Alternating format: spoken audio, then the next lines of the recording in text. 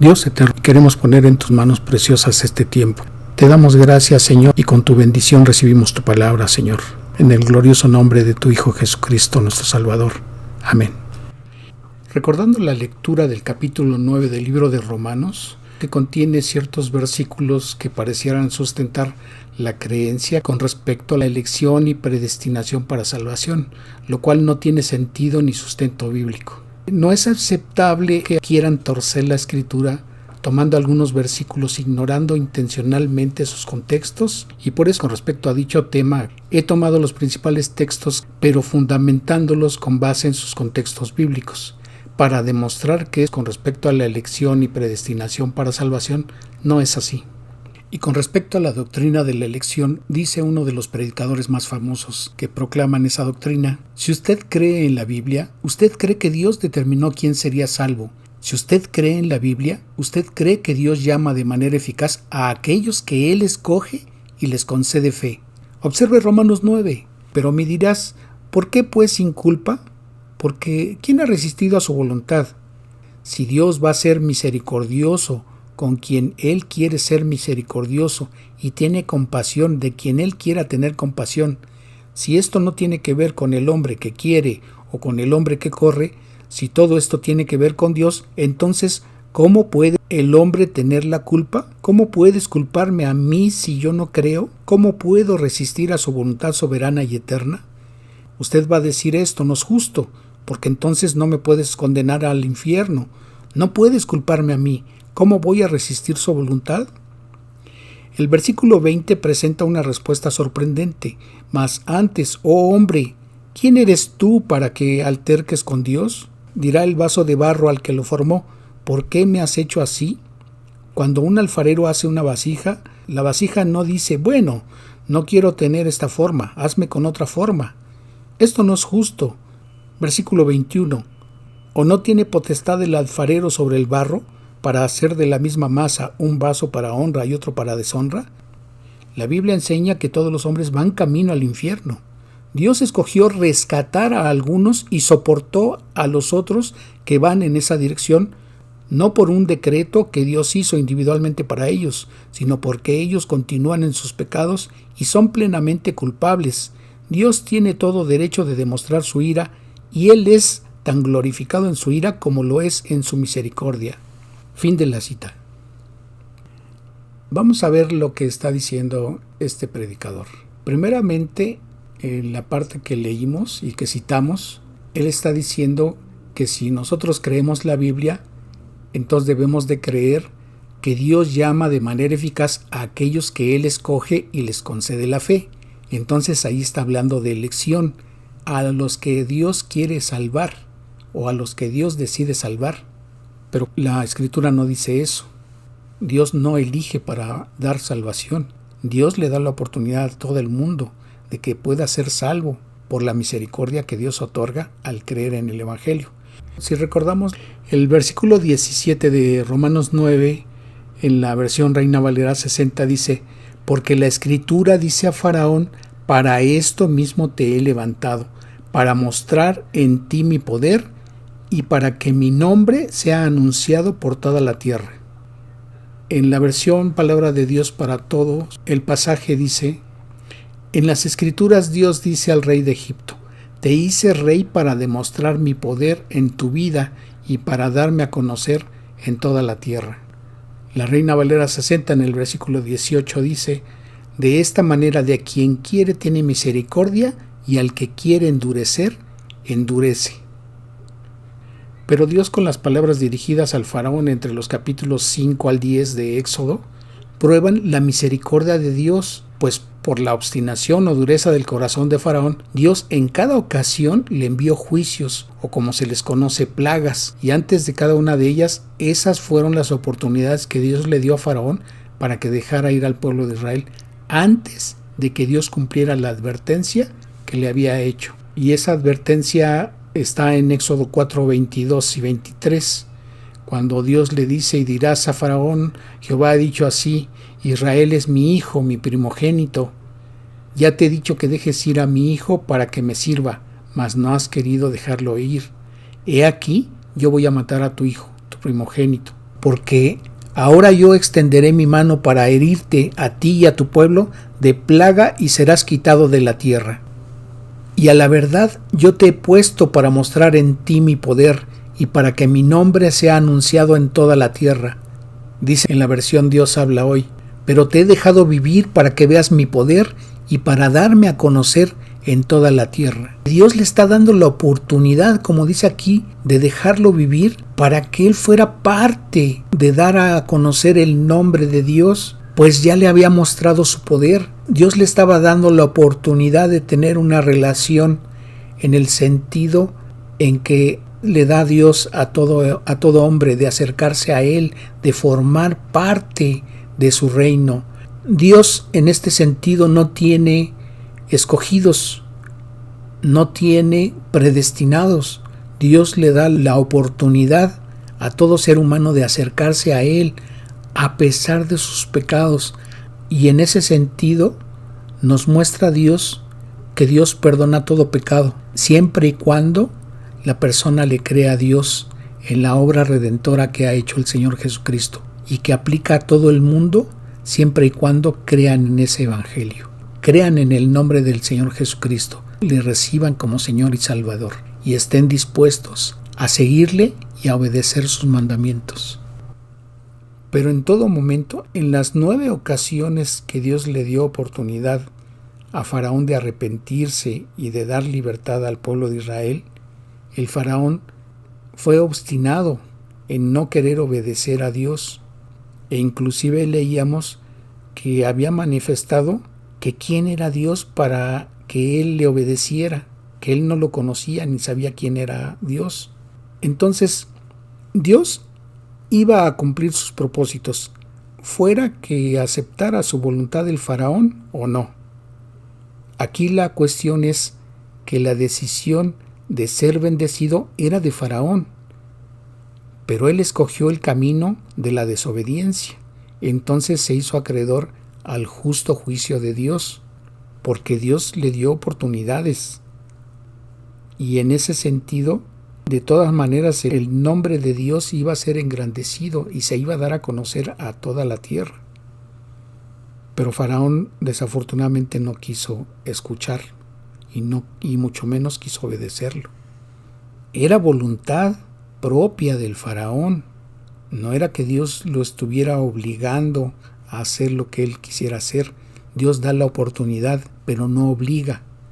¿Y por qué comento esto? Regresando al versículo 19, la Escritura dice, pero me dirás, ¿por qué pues sin culpa? Porque ¿quién ha resistido a su voluntad? Y la palabra de Dios para todos en ese texto dice, así que si alguno me preguntara si Dios nos obliga a hacer lo que Él quiere, ¿por qué Dios nos echa la culpa? Entonces, no es que Dios obligue a alguien a hacer su voluntad, sino que Dios le está dando la oportunidad de obedecerle y de ser bendecido.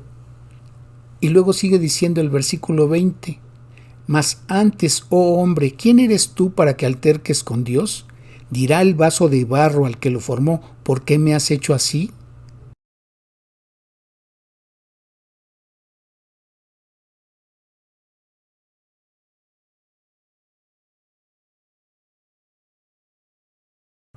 ¿O no tiene potestad el alfarero sobre el barro para hacer de la misma masa un vaso para honra y otro para deshonra? Y aquí en este versículo 20, como si Dios estuviera haciendo a unos vasos para honra y a otros vasos para deshonra. Pero la Escritura no está diciendo eso. Fíjense lo que dice la versión Palabra de Dios para Todos en ese mismo texto, en el versículo 21.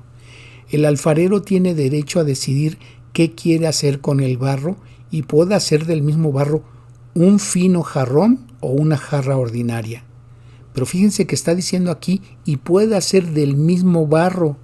No está diciendo que de la misma masa ésta sea dividida para que una parte sea utilizada para hacer vasos para honra y la otra parte sea utilizada para hacer vasos para deshonra, sino que la Escritura está diciendo que una misma masa puede ser que su destino final sea tornado en vaso para honra o en vaso para deshonra.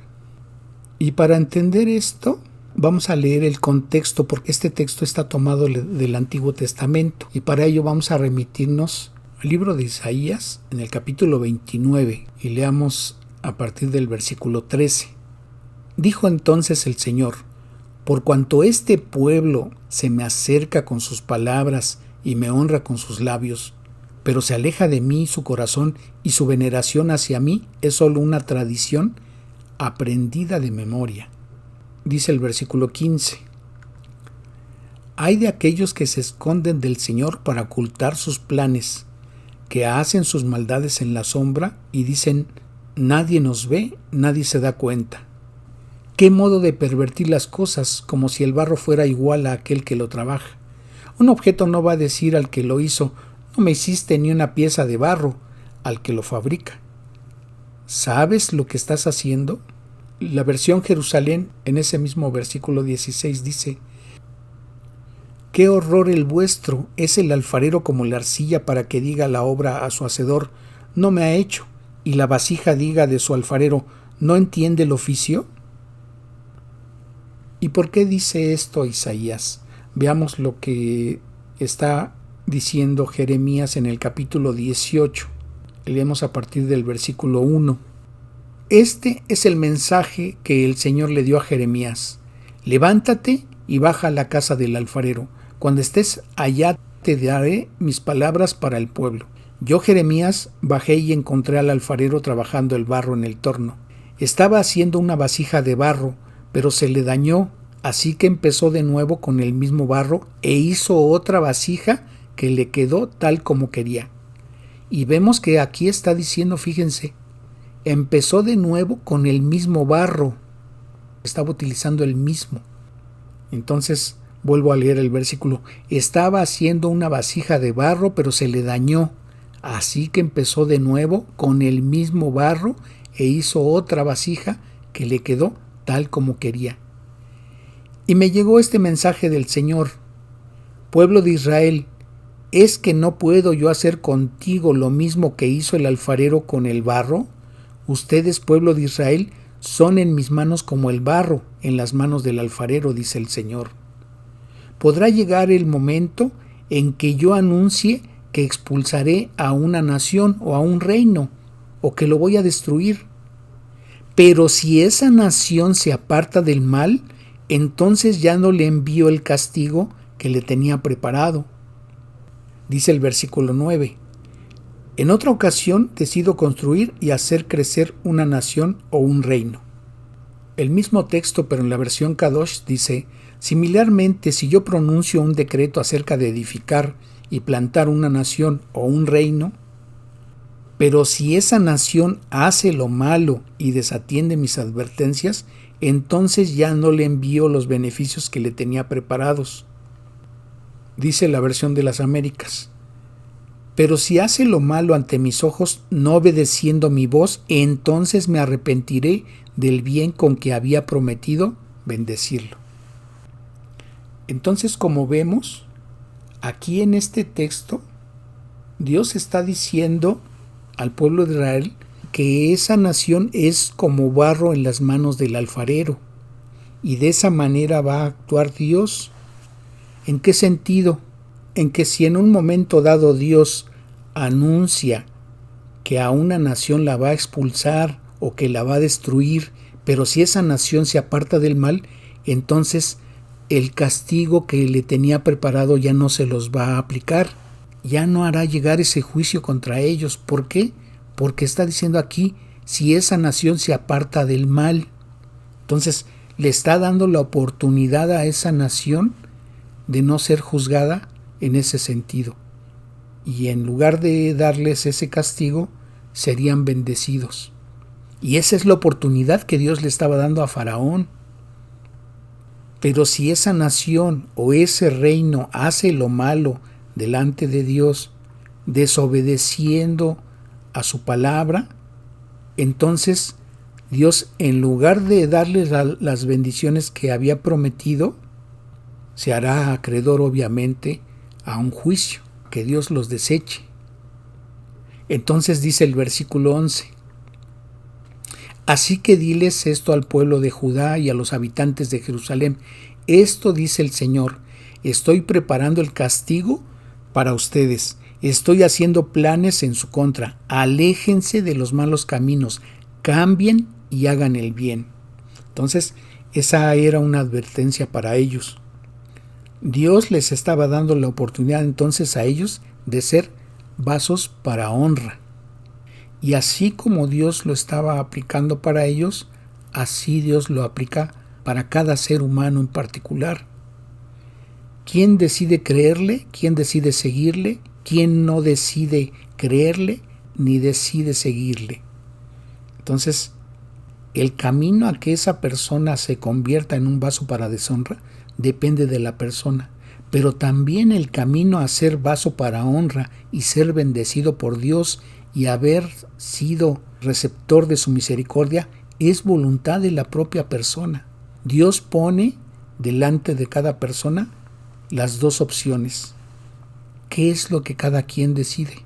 La condenación o la salvación depende de la voluntad de cada persona. Y entonces, ¿qué decidió en este pasaje el pueblo judío? Dice el versículo 12: pero ellos dirán: ¿para qué molestarnos? Seguiremos nuestros propios planes y seguiremos haciendo todo el mal que queramos. Dice la Reina Valera: y dijeron: es en vano, porque en pos de nuestros ídolos iremos y haremos cada uno el pensamiento de nuestro malvado corazón. Esto dice el Señor: pregúntenles a las otras naciones: ¿han escuchado alguna vez un pueblo como este? Israel ha hecho algo horrible. Versículo 15: pues mi pueblo me ha olvidado y quema incienso a ídolos que no son nada.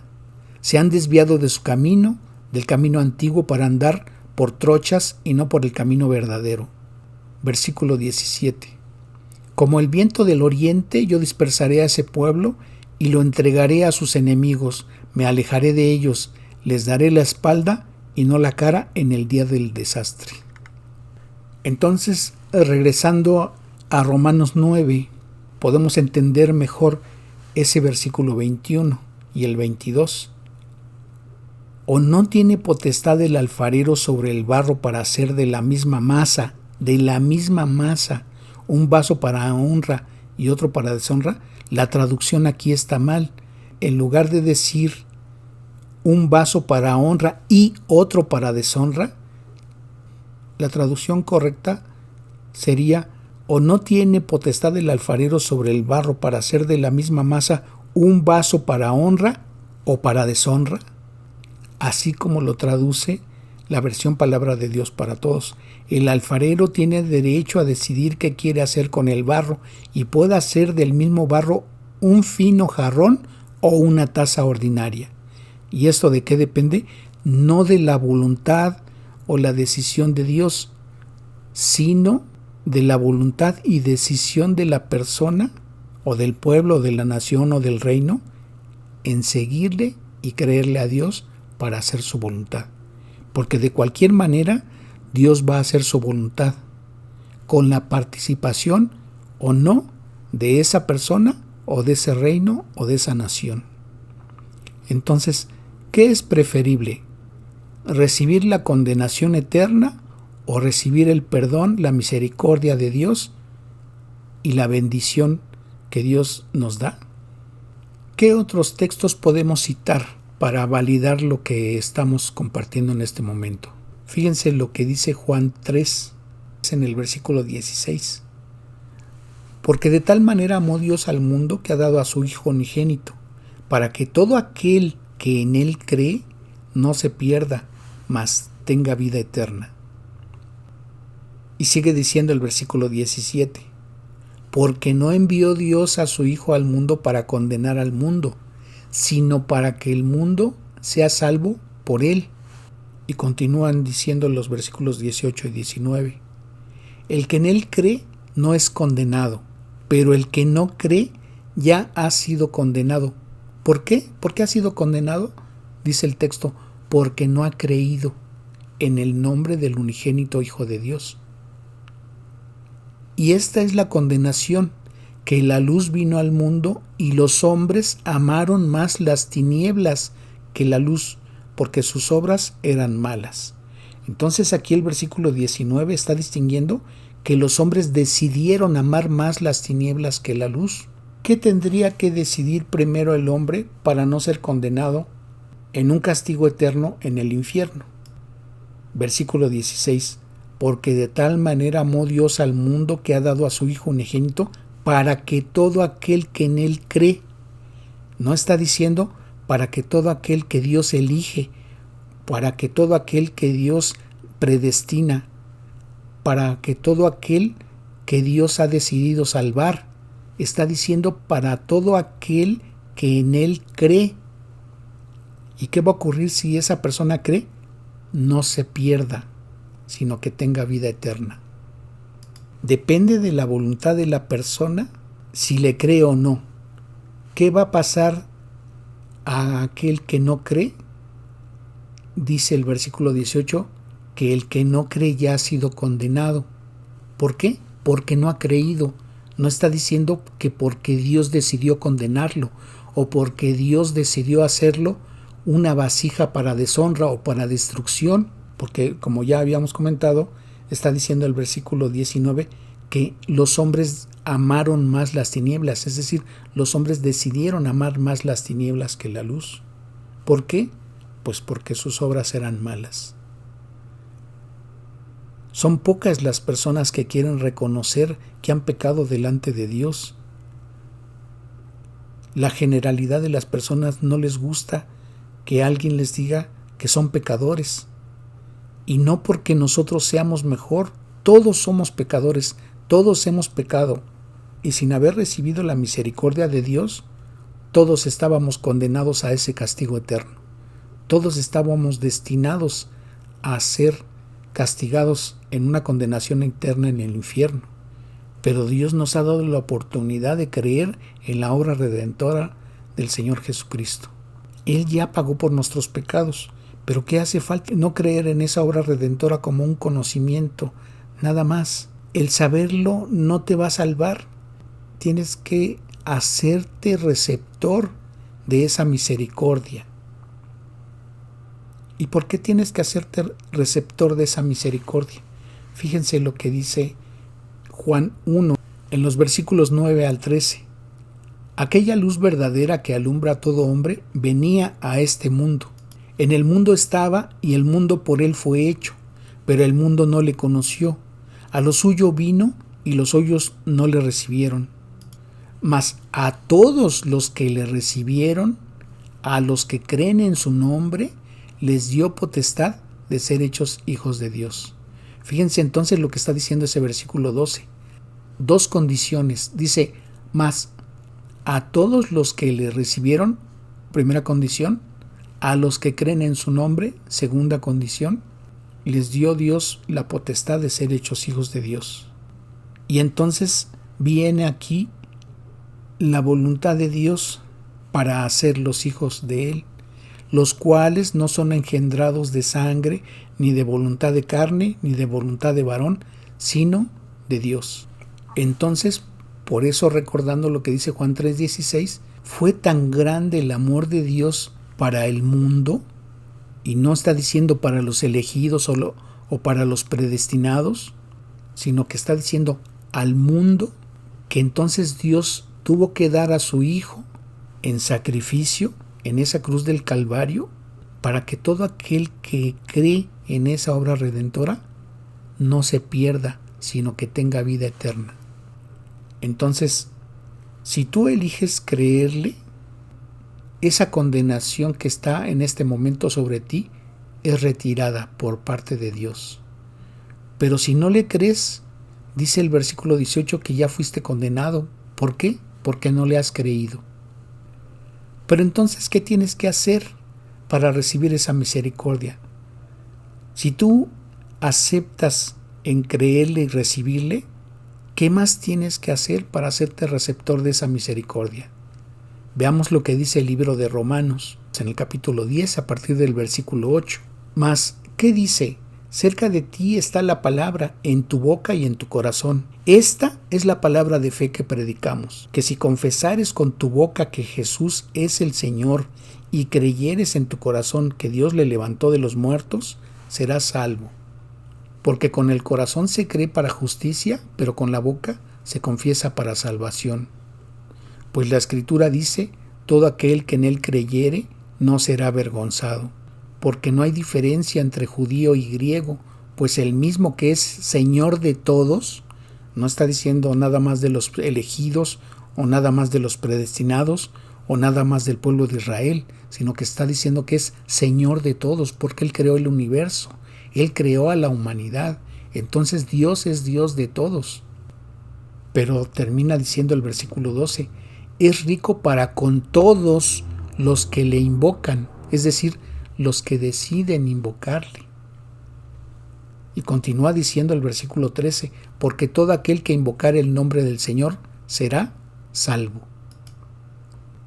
El versículo 8, 9 y 10, la Escritura está diciendo que cerca de ti está la palabra de fe que predicamos, que tienes que confesar con tu boca que Jesús es el Señor, que el Señor Jesucristo es Dios, y que tienes que creer en tu corazón que Dios le levantó de los muertos, que con el corazón tienes que creer. ¿Para qué? Para que seas justificado, pero con la boca lo tienes que confesar. ¿Para qué? Para que Dios te dé la salvación. Yo te quiero invitar, si Dios ha hablado hoy a tu vida y quieres ser un vaso para honra y no un vaso para deshonra, que sea destinado a la destrucción, en un castigo eterno en el infierno, a que le entregues hoy tu vida al Señor, que le entregues hoy tu corazón, para que seas receptor de su misericordia, recibas su perdón, recibas la salvación y además el beneficio o la gran bendición de ser parte de su familia, de ser uno más de sus hijos. Si en este momento quieres hacer esa decisión y no sabes cómo hacerlo, o tienes duda acerca de tu salvación y quieres confirmar tu decisión, yo te invito a que en este momento inclines tu rostro, cierres los ojos y le digas esto a Dios. Señor, hoy he escuchado tu palabra y sé que tenemos delante de nosotros dos caminos para que escojamos uno de ambos. Uno para ir a una condenación eterna o el otro para recibir la gran bendición de la salvación. Hoy reconozco delante de ti que he pecado y que eso me condena por ser vaso de deshonra para ir a un castigo eterno. Y yo no quiero ir allí. Señor, hoy me has dado la oportunidad de poder tener la salvación y me arrepiento de mis pecados. Sé que en mí no está el poderme salvar a mí mismo y por eso recurro a ti para ser receptor de tu misericordia. Yo sé que hace 2000 años el Señor Jesucristo fue sacrificado en esa cruz del Calvario y que toda su santa sangre fue derramada en esa cruz y que esa santa sangre de Él es útil para borrar mis pecados. Tu palabra dice que todos mis pecados fueron puestos en su cuerpo, que por las llagas que Él padeció en su cuerpo, todos nuestros pecados y nuestras enfermedades y dolencias son borrados. Y yo lo creo. Sé que en esa cruz del Calvario Él murió y fue sepultado, pero también dice la Escritura que al tercer día fue resucitado y se levantó de entre los muertos y ahora está sentado a la diestra de ti, Dios Padre, intercediendo por mí. Yo te ruego que perdones mis pecados, porque creo en esa obra redentora del Señor Jesucristo. Sé que al creer mis pecados son borrados y en el mismo momento he sido perdonado, y yo lo creo. Te agradezco, Señor, por esta obra redentora que has hecho en mí, y creo que a partir de hoy tengo un nuevo nacimiento, un nacimiento que me da vida, que me da la vida eterna. Y te agradezco, Señor, y dispongo mi corazón para que hagas de mí la persona que tú quieres que yo sea. Te agradezco, Señor, lo que has hecho hoy por mí, esta salvación tan grande que he recibido de ti. Y te agradezco, Señor, en el glorioso nombre de mi Salvador Jesucristo. Amén. Esto que le has dicho a Dios hoy, tú lo crees en tu corazón y tus palabras fueron sinceras y Dios así lo ha visto, Él te ha perdonado y te ha hecho partícipe hoy de ser parte de su familia, uno de sus hijos. Que Dios te bendiga. Dios eterno, agradecemos tu misericordia, Señor, por quienes han entregado hoy sus vidas para ser receptores de tu misericordia. Gracias por la salvación que les has dado. Señor, hazlos crecer en tu palabra, en tu voluntad, y ayúdalos a caminar en este mundo, para que sean un testimonio más de tu misericordia ante el mundo. Gracias, Padre eterno, por tu palabra, y te honramos dándote la gloria y la alabanza, en el nombre precioso y glorioso que es sobre todo nombre de nuestro Salvador Jesucristo. Amén. Que Dios les bendiga.